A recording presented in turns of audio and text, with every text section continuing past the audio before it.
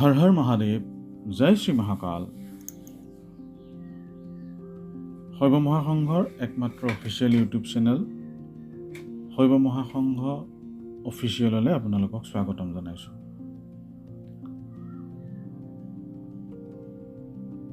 সকলোকে মান্যানুসাৰে ৰঙালী বিহুৰ সেৱা আৰু শুভেচ্ছা জনাইছোঁ।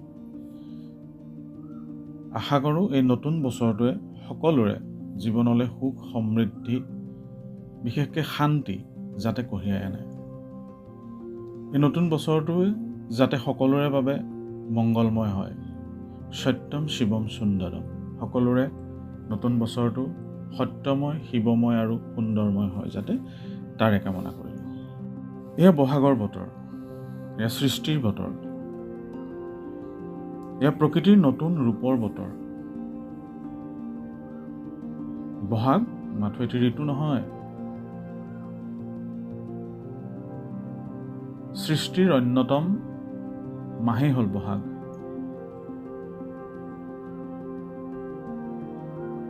ফুলে ফলে সকলো ফালে নতুন কুঁহি পাতে জাতিষ্কাৰ হোৱা সময়ে হ'ল বহাগ।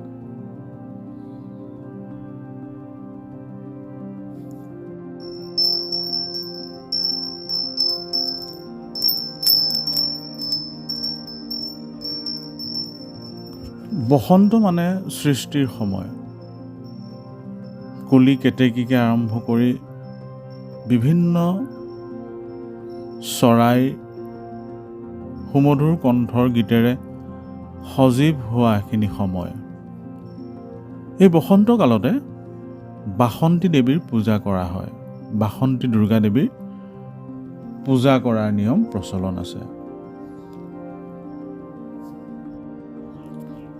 এইবাৰ এই বাসন্তী পূজাভাগ, বাসন্তী দুৰ্গা পূজাভাগ আমাৰ গোলাঘাট জিলাৰ খনিকৰত অৱস্থিত বাউৰিটিকাৰ মহাকাল ভৈৰৱ মন্দিৰত প্ৰথমবাৰৰ বাবে আয়োজন কৰা হৈছে। এই পূজাভাগ আজি 3-4 বছৰৰ আগতেই আৰম্ভ কৰিবলৈ চেষ্টা কৰা হৈছিলে, কিন্তু ক'ভিডকালীন অতি জৰুৰীকালীন সময়ত সেই পূজাভাগ কৰিব পৰা নহৈছিলে। সেইখিনি সময়ত ৰুদ্ৰচণ্ডীৰ পূজা আৰু পাঠ আমি নিজেই মাৰ আশীৰ্বাদত কৰিবলৈ সক্ষম হৈছিলোঁ। খুব কম মানুহ লৈ ক'ভিডৰ সেইটো সময়ৰ যিটো গাইডলাইন আছিলে, সেই গাইডলাইন ফ'ল' কৰি পেলাই সেই পূজাভাগ আয়োজন কৰা হৈছিল। বাসন্তী পূজানো কি, বা বাসন্তী পূজা কিয় কৰা হয়, বাসন্তী পূজা কোনে আৰম্ভ কৰিছিলে, এই বিষয়খিনি মই বাসন্তী পূজাৰ নিমন্ত্ৰণ জনাবলৈ যাওঁতে বহু ৰাইজৰ প্ৰশ্নৰ সন্মুখীন হৈছিলোঁ। অৰ্থাৎ বহু লোকেই এই বাসন্তী পূজাভাগৰ বিষয়ে নাজানে। যিহেতু আমাৰ ইয়াত বাসন্তী দুৰ্গা পূজাভাগৰ প্ৰচলন অলপ কম, সেইকাৰণে বহুতে নাজানে। আহিন মাহৰ শাৰদীয় দুৰ্গোৎসৱৰ বিষয়ে এই সকলোখিনি কথা জানে, অকাল বোধনৰ বিষয়ে জানে, প্ৰভু শ্ৰী ৰামচন্দ্ৰই কিয় দুৰ্গা দেৱীক অকাল বোধন কৰি পূজা কৰিবলগীয়া হৈছিল, সেইখিনি কথা প্ৰায় সকলোৱে জানে। কিন্তু এই বাসন্তী পূজাভাগৰ তাৎপৰ্য মহত্বৰ বিষয়ে বহুতে নাজানে আৰু মোক সুধিছিলে। সেয়েহে মই এই ভিডিঅ'ৰ জৰিয়তে মোৰ সীমিত জ্ঞানেৰে বাসন্তী দুৰ্গা পূজাভাগৰ বিষয়ে অলপমান বিশ্লেষণ কৰিবলৈ আগবাঢ়িছোঁ। এটা অনুৰোধ আছে যে মই যিখিনি কথা কৈছোঁ সেইখিনিতকৈ বেছি কোনোবাই যদি জানে, তেতিয়াহ'লে যাতে আমাক কমেণ্টৰ জৰিয়তে তেনেকুৱা লিংক বা তেনেকুৱা ধৰণৰ জ্ঞান আমাক দি যাতে আমাক উপকৃত কৰে। মহাকাল ভৈৰৱ মন্দিৰত নৱদুৰ্গাৰ এটি সৰু মন্দিৰ আছে। এই নৱদুৰ্গাৰ মন্দিৰনো কি, বা ইয়াক কিয় বনদুৰ্গা বুলিও কোৱা হয়, এই 9জোপা গছৰ সমাহাৰ বা মিলনভূমি কেনেধৰণৰ, এই বিষয়ে আপোনালোকক জনাব বিচাৰিছোঁ। বাউৰিটিকাৰ স্থানীয় ৰাইজৰ সহযোগত এইবাৰ প্ৰথম বাৰ্ষিক বাসন্তী পূজাৰ আয়োজন। আপোনালোকে দেখিবলৈ পাইছে ভিডিঅ'টোত এখিনি গছ একেলগে আছে। বাউৰিটিকা বিশেষত্বই হ'ল যে এডাল বিশাল হাজাৰ বছৰীয়া পুৰণি বৰগছৰ তলত প্ৰতিষ্ঠা হোৱা মহাকাল ভৈৰৱ মন্দিৰ। এই বিশাল বৰগছজোপাৰ পৰা এটা ঠাল বা এটা ডাল আছুতীয়াকৈ আহিছিলে আৰু সেই ডালটোক ছাপোৰ্ট কৰিবৰ কাৰণে বহুখিনি ডালৰ তলৰ ফালে আহি পেলাই গছৰ আকাৰ লৈছিলে। আৰু মই যেতিয়া চাইছিলোঁ যে তাত 9জোপা সৰু ডাঙৰ গছৰ সমাহাৰ দেখিবলৈ পাইছিলোঁ। ইয়াত 9জোপা সৰু ডাঙৰ গছ আছে আৰু এই 9জোপা গছৰ সমাহাৰ বা মিলনভূমিয়ে হ'ল আমাৰ নৱদুৰ্গাৰ মন্দিৰ। গতিকে এই পূজাভাগ এইখিনিতে এয়া ৰাইজে ভেটি বনাই আছে। এইখিনিতে আমাৰ এখন চালি আছিলে, বৰ্তমান এই চালিখন উঠাই দিয়া হৈছে। যিহেতু আমি প্ৰতিমা আনিম, প্ৰতিমা ওখ হ'ব, গতিকে সেই চালিখনৰ তলত বা সেই সৰুকৈ নিৰ্মিত মন্দিৰভাগৰ তলত সেই প্ৰতিমাভাগ আমি ৰাখিবলৈ নোৱাৰিম, মানে চালিখন সৰু হ'ব প্ৰতিমাতকৈ। সেয়েহে আমি কি কৰিলোঁ, এইখিনিতে চালিখন উঠাই পেলাই পেণ্ডেল দি পেলাই এইখিনিতে পূজাভাগ আয়োজন কৰিছোঁ। পিছফালে আমাৰ এই বিশাল 9জোপা গছ থাকিব আৰু তাৰ আগতে দেৱীৰ প্ৰতিমা থাকিব। গতিকে এই যি নৱদুৰ্গাৰ ভূমি, এই নৱদুৰ্গাৰ প্ৰাংগণত, এই নৱদুৰ্গাৰ স্থানত প্ৰতিমা ৰাখি আমাৰ এই পূজাভাগ আয়োজন কৰা হৈছে। এতিয়া জানোচোন আহক যে বাসন্তী পূজাৰ তাৎপৰ্যনো কি, বাসন্তী পূজা কোনে, কেতিয়া, ক'ত প্ৰথম আৰম্ভ কৰিছিলে। এই গোটেই বিষয়খিনি মাৰ্কেণ্ডেয় পুৰাণত খুব সুন্দৰভাৱে উল্লেখ পোৱা যায়। মাৰ্কেণ্ডেয় পুৰাণখন পুৰাণসমূহৰ ভিতৰত এখন অন্যতম উল্লেখযোগ্য পুৰাণ।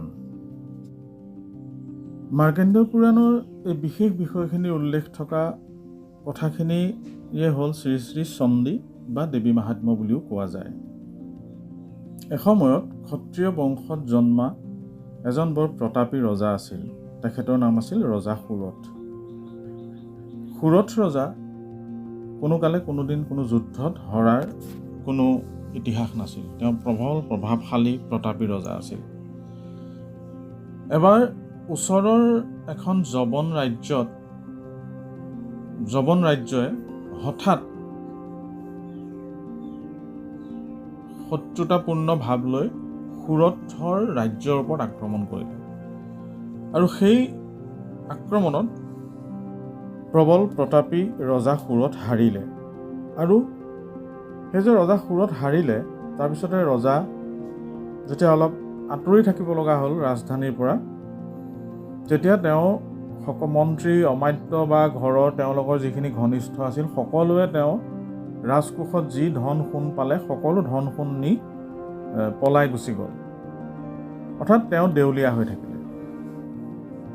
সেই দুখতে দুখী হৈ তেওঁ ৰাজ্যৰ পৰা গুচি আহিলে আৰু আহি বহু দূৰ মৃগয়াৰ চলেৰে গুচি আহিলে। মৃগয়া কৰিবলৈ যাওঁ বুলি কৈ গুচি আহিলে আৰু আহি বহু দূৰ অহাৰ পিছত তেখেতে এখন আশ্ৰম দেখা পালে আৰু সেই আশ্ৰমতে তেখেত থমকি ৰ'ল আৰু এই আশ্ৰমখনতে জিৰণি ল'বৰ কাৰণে চেষ্টা কৰিলে। সেইখিনি সময়তে তেওঁ আকৌ অন্য এজন মানুহকো তাত ঘূৰি ফুৰা দেখিলে। তাৰপিছত ৰজা সুৰথ তেখেতৰ ওচৰলৈ গৈ তেখেতৰ পৰিচয় সুধিলে। তেতিয়া ৰজা সুৰথে তেখেতৰ পৰিচয় সুধি তেখেতক ৰজা সুৰথৰ নিজৰ কাহিনীটো ক'লে যে কিয় ৰজা সুৰথ বনলৈ আহিব লগা হ'ল। তেতিয়া সেই ইজন মানুহে, যিজনক ৰজা সুৰথে সুধিছিলে আপুনিনো কোন, তেতিয়া তেখেতে নিজৰ পৰিচয় দি ক'লে যে তেওঁৰ নাম সমাধি আৰু তেওঁ এজন বৈশ্য, তেওঁ এজন ধনী বেপাৰী। কিন্তু হঠাৎ তেওঁৰ পুত্ৰ পৰিবাৰ সকলোৱে মিলি পেলাইও তেওঁৰ সকলো পইচা পাতি লুটি পেলাই তেখেতক ঘৰৰ পৰা খেদি পঠিয়ালে আৰু তেওঁ ঘৰৰ পৰা ওলাই আহি দুখত আহি বিচৰণ কৰি সেই আশ্ৰমখন পাই সেই আশ্ৰমখনত জিৰণি ল'বৰ বাবে আহিছে বুলি সুৰথক ক'লে। দুয়োজনৰ কাহিনীৰ মিল দেখি পেলাই দুয়োজনৰ মাজত ভাল বন্ধুত্বপূৰ্ণ এক সম্পৰ্ক গঢ় লৈ উঠিলে।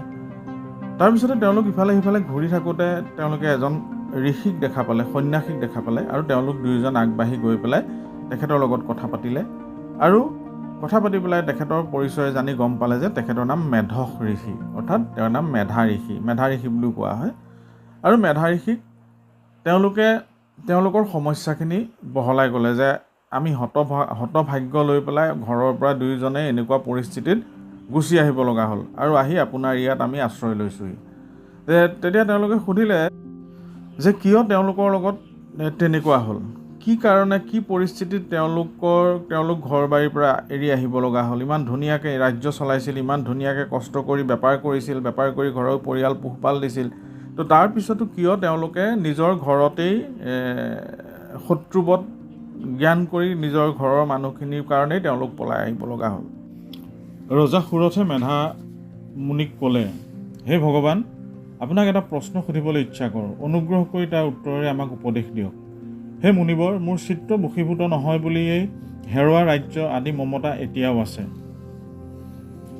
এই মমতাই মোৰ দুখৰ কাৰণ, এইটো মই জানো, কিন্তু এইটো জনা স্বত্বেও হেৰুৱা ৰাজ্যৰ অংগসমূহত অজ্ঞৰ দ্বাৰা মমতা আছে, ইয়াৰ কাৰণ কি? এই বৈশ্যও স্ত্ৰী পুত্ৰ সকলৰ দ্বাৰা বঞ্চিত, অমাত্যসকলৰ দ্বাৰা বৰ্জিত আৰু আত্মীয়সকলৰ দ্বাৰা পৰিত্যক্ত হৈছে, তথাপিও তেওঁলোকৰ প্ৰতি তেওঁৰ আসক্ত কিয়? এইদৰে তেওঁ আৰু মই উভয়ে অত্যন্ত দুখিত হৈছোঁ, কাৰণ স্ত্ৰী পুত্ৰ ৰাজ্য আদিৰ বিষয়ে দুখ দেখিও তেওঁলোকৰ প্ৰতি আমাৰ চিত্ত মমতা যুক্ত হৈ আছে। হে মহামতী, ৰূপ ৰস আদি বিষয় দোষযুক্ত, এইটো এওঁ আৰু ময়ো জানো, তথাপিও আমাৰ এই মোহৰ কাৰণ কি? এনেকুৱা মূৰ্খতা বিবেকহীন লোকৰেই হৈ থাকে। তেতিয়া মেধা ঋষিয়ে ক'লে, হে মহামতী, সকলোবিলাক প্ৰাণীৰে ইন্দ্ৰিয় গ্ৰাহ্য ৰূপ ৰস আদিৰ বিষয়ে জ্ঞান আছে আৰু বিষয়সমূহ এইদৰে পৃথকভাৱে তেওঁলোকৰ জ্ঞানৰ গোচৰ হয়। কোনো প্ৰাণী দিনত দৃষ্টিশক্তিহীন, অন্যান্য কিছুমান প্ৰাণী আকৌ ৰাতি অন্ধ, কোনো প্ৰাণী দিন আৰু ৰাতি দৃষ্টিশক্তিহীন আৰু কোনো প্ৰাণী দিন আৰু ৰাতি সমান দৃষ্টিসম্পন্ন। এইটো সত্য, মানুহৰ বিষয় জ্ঞান আছে, কিন্তু কেৱল তেওঁলোকেই বিষয় জ্ঞানবান নহয়, কাৰণ পশু পক্ষী মৃগ মাছ আদি এইবিলাক প্ৰাণীৰো বিষয় জ্ঞান আছে। পশু পক্ষীবিলাকৰ বিষয় জ্ঞান যেনেকুৱা, মানুহৰ বিষয় জ্ঞান তদ্ৰূপ। আহাৰ নিদ্ৰা আদি অন্যান্য বিষয়ৰ জ্ঞান পশু আৰু মানুহ উভয়ৰে সমান। চোৱা, পোৱালীক খোৱালে নিজৰ ভোক নাইকিয়া নহয়, এই কথা জানিও চৰাইবিলাকে নিজে ভোকত কাতৰ হৈ মোহাচন্ন হৈ পোৱালীবিলাকৰ ঠোঁটত খুটকণ আহাৰ খোৱাত কিমান অনুৰক্ত। হে নৰশ্ৰেষ্ঠ, এই মানুহবিলাকে প্ৰত্যুপকাৰৰ লোভত পুত্ৰ আদিৰ প্ৰতি অনুৰক্ত হয়, এইটো কি দেখা নাই? তথাপি প্ৰাণীসমূহ মোৰ এই অজ্ঞানস্বৰূপ আৱৰ্তত আৰু মোহস্বৰূপ গাতত নিপতিত হয়। সংসাৰৰ স্থিতিকাৰী ভগৱান বিষ্ণুৰ মহামায়াৰ প্ৰভাৱত সকলোৱে নিপতিত হৈ থাকে। এই মহামায়াই জগতপতি বিষ্ণুৰ তমোময়ী যোগনিদ্ৰা। এই মহাশক্তিয়ে জগতৰ সকলো জীৱক মোহাচন্ন কৰি ৰাখিছে। সেইকাৰণে এই বিষয়ে বিস্মিত হোৱা উচিত নহয়। বিবেকহীন সকলৰ কি কথা? দেৱী ভগৱতী মহামায়াই বিবেকীসকলৰ চিত্তসমূহ বলপূৰ্বক আকৰ্ষণ কৰি মোহাচন্ন কৰে। সেই মহামায়াই এই সমগ্ৰ চৰাচৰ জগত সৃষ্টি কৰে। তেওঁ প্ৰসন্না হ'লে মানুহক মুক্তি লাভৰ কাৰণে অভীষ্ট বৰ প্ৰদান কৰে। তেওঁ সংসাৰৰ মুক্তিৰ হেতুভূতা পৰম ব্ৰহ্মবিদ্যা স্বৰূপিনী আৰু সনাতনী। তেওঁ এই সংসাৰ বন্ধনৰ কাৰণস্বৰূপা অবিদ্যা আৰু ব্ৰহ্মা বিষ্ণু আদি সকলো ঈশ্বৰৰ ঈশ্বৰী। জ্ঞানী নাম অপিছে তাংসী দেৱী ভগৱতী হিসা বলাদাকৃষ্য মোহায় মহামায়া প্ৰযস্যতি তয়া বিসৃজ্যতে বিশ্বং জগদেতৎসরাসরম সৈষা প্রসন্না বরদা নৃণাং ভবতি মুক্তয়ে সা বিদ্যা পরমা মুক্তে হেতুর্ভূতা সনাতনী সংসার বন্ধন হেতুস্ব শৈব সর্বেশ্বরেশ্বরী। তেতিয়া ৰজা সুৰথে মেধা ঋষিক সোধে যে এই মহামায়া কোন? তেতিয়া মেধা ঋষিয়ে মহামায়াৰ ৰূপ বৰ্ণনা কৰে আৰু সেই যিখিনি বৰ্ণনা হয় মাৰ্কণ্ডেয় পুৰাণত পোৱা যায় সেইখিনি দেৱী মাহাত্ম্য বা শ্ৰী শ্ৰী চণ্ডী বুলি কোৱা হয়। আৰু তাত দেৱী মহাকালী, মহালক্ষ্মী আৰু মহাসৰস্বতী তিনিটা ৰূপৰ বৰ্ণনা পোৱা যায় খুব সুন্দৰভাৱে। ইয়াত শুম্ভ নিশুম্ভ বধ, মধুকৈটভ বধ, মহিষাসুৰ বধ, ৰক্তবীজ বধ আদিকে বিভিন্ন অসুৰ অৰ্থাৎ বিভিন্ন অশুভ বধৰ উল্লেখ পোৱা যায়। দেৱীৰ ৰূপ মাহাত্ম্য বৰ্ণনা ইয়াত পোৱা যায়। তং স্বাহা তং স্বধা তং হি বসতকাৰ স্বৰাত্মিকা সুধাতমক্ষৰে নিত্যে ত্ৰিধা মাত্ৰাত্মিকা স্থিতা अर्धमात्रा स्थिता नित्या जानुसार्य विशेषतः तमेव सा त्वं सावित्री त्वं देवी जननी परा तयैवैधज्यते सर्वं तयैतच्छिज्यते जगत् तयैतत्पाल्यते देवी तमच्छन्ति स सर्वदा विशिष्टो सृष्टिरूपा त्वं स्थितिरूपा सपालने तथा संहृतिरूपान्ते जगतुष्य जगन्मये महाविद्या महामाया महामेधा महास्मृति महामोहा स भवती महादेवी महासुरी प्रकृतिस्थं हि सर्वस्य गुणत्रय विभाविनी कालरात्रि महारात्रि मोहरात्रि सदारुणा त्वं श्रीतमीश्वरी त्वं हि तं बुद्धिबोधलक्षणा लज्जा पुष्टि तथा तुष्टि तं शान्ति खान्तिरेव च खड्गिनी शूलिनी घोड़ा गदिनी चक्रिणी तथा शङ्खिनी सापिनी वानभूषुण्डी परिमायुधा सौम्य सौम्य तदा शेष सौम्यभ्यः अतिसुन्दरी परापरानां परमा त्वमेव परमेश्वरी परापरानां परमा त्वमेव परमेश्वरी। মেধাঋষিয়ে সুৰত আৰু সমাধি বৈশ্যক সম্পূৰ্ণ জ্ঞান দিয়াৰ পিছত, দেৱীৰ মাহাত্ম্য বুজোৱাৰ পিছত, মহামায়া ৰূপ বুজোৱাৰ পিছত তেওঁলোকে বুজি পালে যে এই পৃথিৱী কি। তাৰপিছতে মেধাঋষিৰ পৰামৰ্শ মতে দুয়োজনে অতি কষ্টৰে দেৱীৰ পূজা আৰম্ভ কৰিলে। আৰু এই দেৱীৰ পূজা তেওঁলোকে এই চৈত্ৰ মাহৰ শুক্ল প্ৰতিপদ তিথিত আৰম্ভ কৰিলে। আৰু এই তেতিয়াৰ পৰাই মৰ্তত এই পৃথিৱীত চৈত্ৰ মাহত দেৱীৰ এই বাসন্তী পূজা, এই দুৰ্গা পূজাৰ প্ৰচলন হ'ল। অতি কষ্টৰে 2-3 বছৰ পূজা কৰাৰ পিছত দেৱী প্ৰসন্ন হ'ল আৰু ৰজা সুৰথক হেৰুৱা ৰাজ্য ঘূৰাই দিলে আৰু সমাধি বৈশ্যকো তেওঁ মনোবাঞ্ছিত ফল প্ৰদান কৰিলে। এই সুৰথেই তাৰ পিছৰ জন্মত বৈবস্বত মনু হিচাপে জন্মগ্ৰহণ কৰিলে। ৰজা সুৰথ আৰু সমাধিয়ে প্ৰথমতেই এই মৰ্তত এই বসন্ত কালত দেৱীৰ পূজা আৰম্ভ কৰিলে। আচলতে প্ৰকৃতিৰ পৰাই সৃষ্টি হয়। প্ৰকৃতি মানে দেৱী। পুৰুষৰ স্খলন, পতন বা ধ্বংসৰ ফলত প্ৰকৃতিৰ কোলাত সৃষ্টি আৰম্ভণি হয়।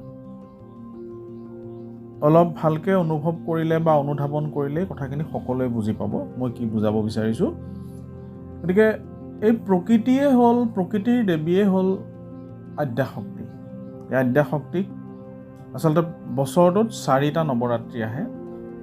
তাৰে ভিতৰত 2টা গুপ্ত আৰু 2টা গুপ্ত নহয়। শাৰদীয় নৱৰাত্ৰি আৰু এই চৈত্ৰ মাহৰ নৱৰাত্ৰি গুপ্ত নৱৰাত্ৰি নহয়। গুপ্ত নৱৰাত্ৰিৰ বিষয়ে মই পিছত বহলাই পিছৰ ভিডিঅ'ত আলোচনা কৰিম। এই নৱৰাত্ৰিৰ 9 গৰাকী দেৱীক পূজা কৰা হয়। এই পূজাত কুমাৰী পূজা কৰা হয়, হোম কৰা হয়, বিভিন্ন জেগাত বলি বিধানেৰে দেৱীৰ আই শ্ৰীচৰণত পূজা অৰ্চনা কৰা হয়। এই নৱৰাত্ৰিৰ নৱদুৰ্গাৰ 9 গৰাকী দুৰ্গা মাৰ বা 9 গৰাকী শক্তিৰ নাম এনেধৰণে পোৱা যায়। প্ৰথমং শৈলপুত্ৰীতি, দ্বিতীয়ং ব্ৰহ্মচাৰিণী, তৃতীয়ং ছন্দঘন্তেতি, কুষ্মাণ্ডেতি চতুৰ্থকম, পঞ্চমং স্কন্দমাতেতি, ষষ্ঠং কাত্যায়নী তথা সপ্তমং কালৰাত্ৰিটি, মহাগৌৰীতি শাস্তমং, নবমং সিদ্ধিদাত্ৰীশ, নবদুৰ্গা প্ৰকীৰ্তিতা। অৰ্থাৎ প্ৰতিপদৰ দিনা প্ৰথম শৈলপুত্ৰী, দ্বিতীয়াৰ দিনা ব্ৰহ্মচাৰিণী, তৃতীয়াৰ দিনা চন্দ্ৰঘণ্টা, চতুৰ্থৰ দিনা কুষ্মাণ্ডা, পঞ্চমীৰ দিনা স্কন্দমাতা, ষষ্ঠীৰ দিনা কাত্যায়নী, সপ্তমীৰ দিনা কালৰাত্ৰি, অষ্টমীৰ দিনা মহাগৌৰী আৰু নৱমীৰ দিনা সিদ্ধিদাত্ৰী হিচাপে এই 9 গৰাকী দুৰ্গাৰ নাম পোৱা যায়। প্ৰভু মৰ্যাদা পুৰুষোত্তম শ্ৰী ৰামচন্দ্ৰৰো দেৱী ভগৱতীৰ লগত এক সম্পৰ্ক আছে। এই নৱমী তিথিতে, চৈত্ৰ মাহৰ এই বাসন্তী পূজাৰ এই নৱমী তিথিতে প্ৰভু শ্ৰী ৰামচন্দ্ৰৰ জন্ম হৈছিল। সেইকাৰণে এই ৰাম নৱমীটো প্ৰভু শ্ৰী ৰামচন্দ্ৰৰ জন্মদিন হিচাপে উদযাপন কৰা হয়। আকৌ অন্যহাতে শাৰদীয় দুৰ্গা পূজাৰ সময়ত অকাল বোধন কৰি ৰাৱণক বধ কৰিবৰ কাৰণে প্ৰভু শ্ৰী ৰামচন্দ্ৰই দুৰ্গা দেৱীৰ পূজা আৰাধনা কৰি শক্তি আহৰণ কৰি ৰাৱণক বধ কৰিছিলে। গতিকে আজিলৈ ইমানেই। পৰৱৰ্তী সময়ত আকৌ নতুন ভিডিঅ' লৈ আহিম, আপোনালোকে বাট চাব। বহাগ বিহুৰ ৰঙালী বিহুৰ আন্তৰিক শুভেচ্ছা জ্ঞাপন কৰিলোঁ। আৰু এইবাৰ মলমাহ হোৱাৰ কাৰণে এটা কথা মই কৈছোঁ যে চ'ত মাহত নহয়, বাসন্তী পূজা ভাগ বহাগ মাহত হ'ল। যোৱাবাৰ মলমাহ পৰিলে কাৰণে অলপ পিছুৱাই গ'ল। গতিকে তিথিটো এৰিব নোৱাৰি, মাহটো এৰা হয়।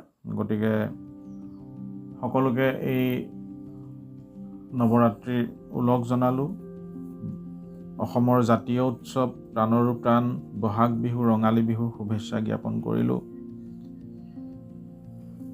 আশা কৰোঁ আমাৰ গোলাঘাট জিলাত অৱস্থিত খনিকৰৰ বাউৰীটিকাত অৱস্থিত এই মহাকাল ভৈৰৱ মন্দিৰৰ এই বন নৱদুৰ্গা স্থলীত যি পূজা আয়োজন কৰা হৈছে, আই মাতৃৰ পূজা অহা 17 তাৰিখে নৱমীৰ দিনাখন আয়োজন কৰা হৈছে। নৱমী তিথি অৰ্থাৎ পৰহিলে বুধবাৰে আয়োজন কৰা হৈছে। ওচৰতে থকা বা আমাৰ যিসকল ভক্তি আহিব পাৰে এই মন্দিৰলৈ এপাক আহক আৰু এই নৱদুৰ্গা আশীষ লওক। আমি আমাৰ সাধ্য অনুসাৰে প্ৰচেষ্টা আগবঢ়াইছোঁ। গতিকে আশা কৰোঁ আপোনালোকে ভাল পাব। আমাৰ ভিডিঅ'বোৰ চাব, লাইক কমেণ্ট শ্বেয়াৰ কৰিব। আৰু যিসকলে এতিয়াও ছাবস্ক্ৰাইব কৰা নাই, আপোনালোকে আমাৰ চেনেলটো ছাবস্ক্ৰাইব কৰিব। ধন্যবাদ। জয় মা দুৰ্গা।